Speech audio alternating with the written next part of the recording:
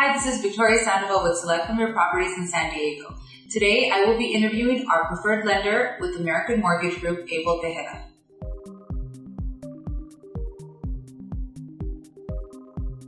So Abel Tejeda has been in the industry for about 15, 16 years. So I wanted to interview him since I have a lot of first-time home buyers who ask me tons of questions about the financing, their financing options. Welcome, Abel. Thank you. One of the questions that a lot of buyers are asking me are, what are the available first-time home buyer programs that are out there right now? Well, you know what? It all depends, obviously, what their circumstances are.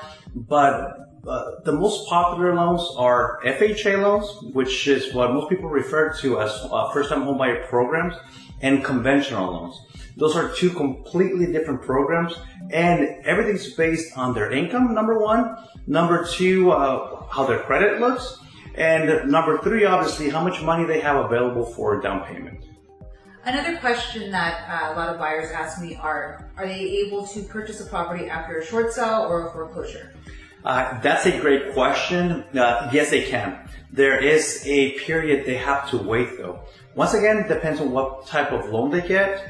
But the minimum waiting period for a short sale or a foreclosure is 3 years. And what about a bankruptcy? Bankruptcy, once again, it all depends, but at least 2 years. But if it was a Chapter 13, they only have to wait 1 year of making payments on time, and they'll be able to buy it once again. Okay, great. There's a lot of misconception about how much people need to put down when buying a property. Do they need to put 20% down? No, they don't have to come in with 20% down. The reason why people always talk about the 20% down payment is to avoid paying mortgage insurance.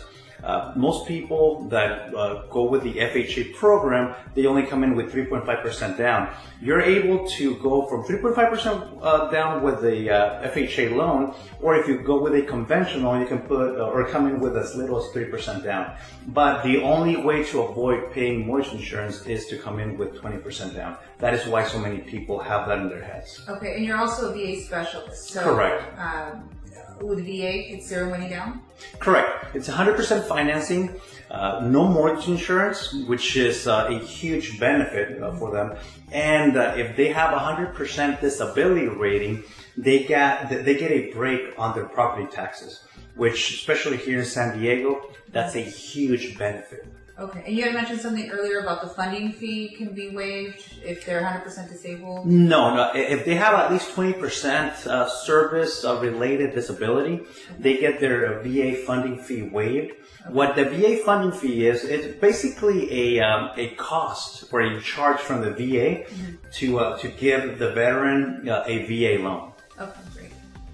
So many of my past clients, they'll contact me and ask me, how soon can I refinance? How many payments do I need to make before lowering my monthly payment? So what would you advise them? Well, that's a great question. Depends on obviously what type of program they bought with. A lot of people, after they buy with an FHA loan and the property appreciates, they're able to pretty much remove their mortgage insurance. Depending on how much they're paying for that, they'll be able to save $100, $200, $300, even $400, depending on how much they're paying. That is one of the reasons why people refinance. Another reason is once a property appreciates and they have debt or they want to do home improvements, they are able to tap into their equity and either get a home equity line of credit or refinance their mortgage altogether to be able to, like I said, pay off debt or do some home improvement. The same thing with the people that have adjustable rate mortgages. They can go from an adjustable rate to a fixed rate.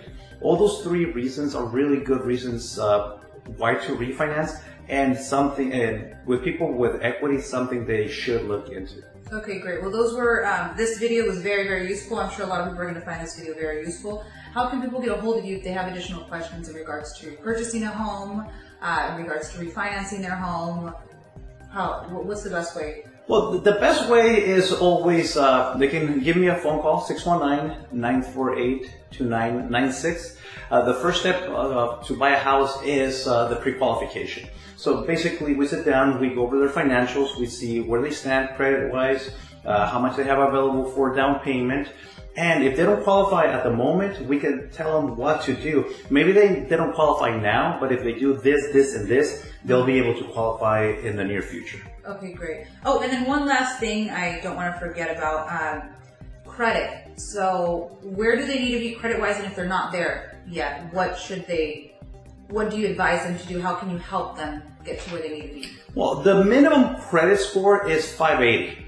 For FHA, VA, for conventional, depending on the program, in general is 620. But if their credit is not where it needs to be, we offer free credit counseling or credit advising. And if that's not enough, we actually can refer them to one of our partners, credit repair companies. But the whole point is that for them to do something, just because they have bad credit or collections, judgments, it's not something that will keep them from buying or from able to achieve the American dream of home ownership. The whole thing is for them to make that first call to see how we can help them and see what it is to see where they stand and what it is that they need to do. Okay, great. Well, thanks so much for stopping by, and thanks again for watching my video blog. And if you happen to know of anyone looking to buy or sell, please think of us.